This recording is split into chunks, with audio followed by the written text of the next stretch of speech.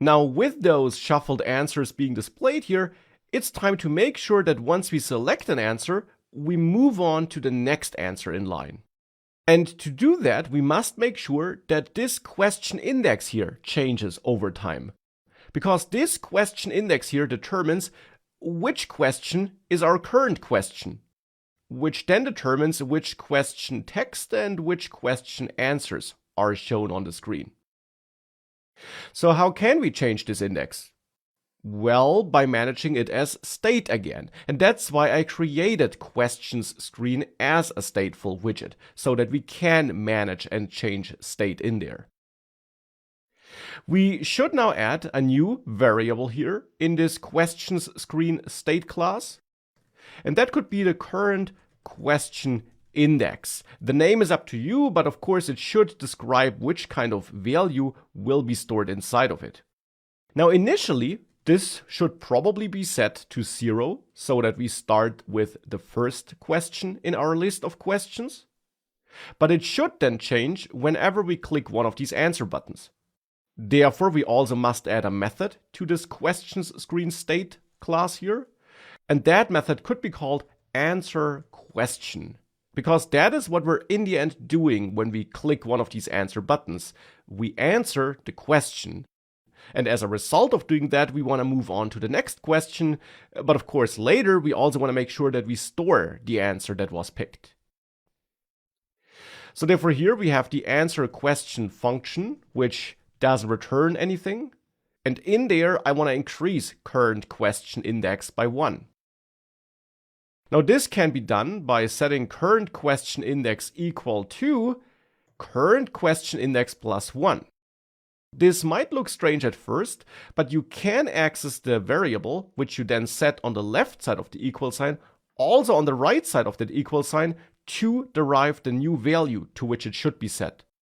Because that right side will actually be executed first. So here, when this line of code executes, Dart will first take a look at current question index, here on the right side of the equal sign, and take the value that's currently stored in there. Initially, that will be 0. It will then add 1 to it, so that overall, for the first time this function is executed, we would have a value of 1 here. And then this new value is stored back into this variable. So that is how we can increment this variable. And since this is something you will find yourself doing quite often in code, Dart actually also gives you a shortcut for this. Instead of writing it like this, which you can do, but which is a bit long, you can also set current question index plus equal 1. This code is equal to this code.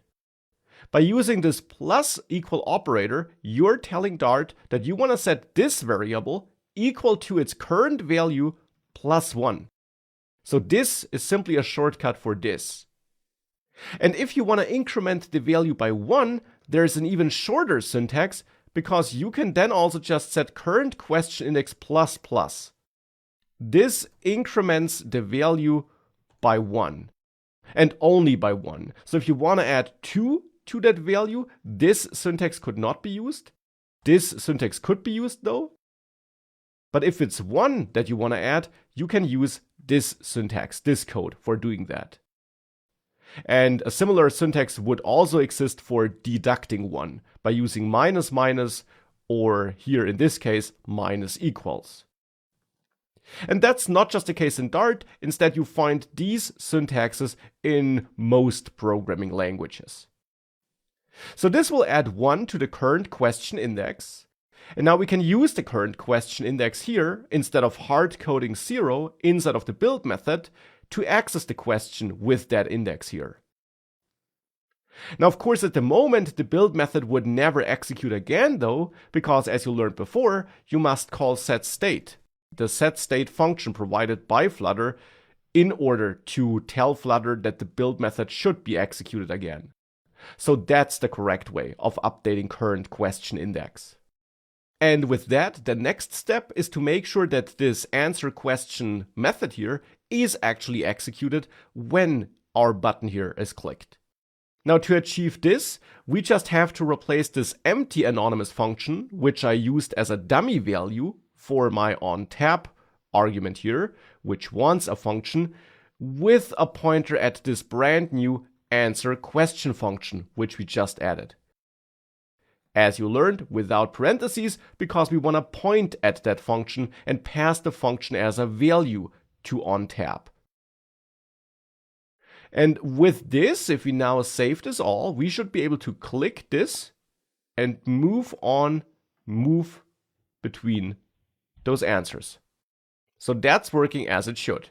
Of course, at some point we'll reach an error here, because at some point we try to move on to a question that doesn't exist, because we never stop incrementing this current question index. But we will of course take care of that soon as well.